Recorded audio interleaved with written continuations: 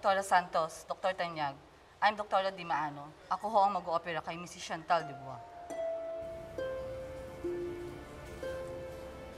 Doc, please, gawin mo lahat para mailigtas po siya.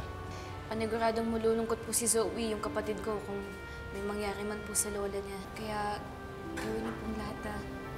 Makakaasa ho kayo, Doc. Gagawin po namin ang lahat. Sige ho, alis na po ako.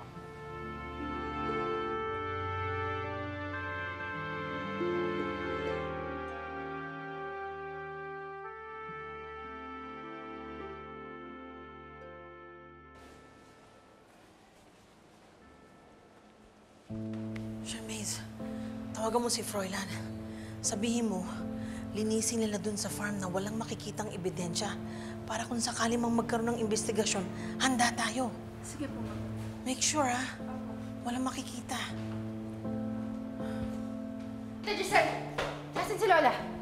She's probably still in the operating room. Nakausap ko si Tita Morgana.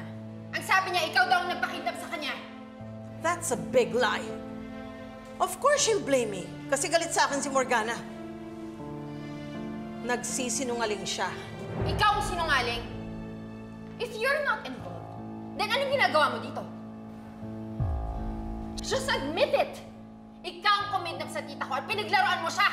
Sorry, Zoe, but I'm not admitting anything. I'm innocent. Don't walk away from me! Do not touch me! Giselle, Zoe, pwede ba huwag kayong mag-away dito? Itong babae to eh! Ayaw pang umamin na siya ang nagpakidnap sa tita ko! Zoe, ilang beses ko ba sasabihin sa'yo na wala akong kinalaman sa nangyari kay Morgana?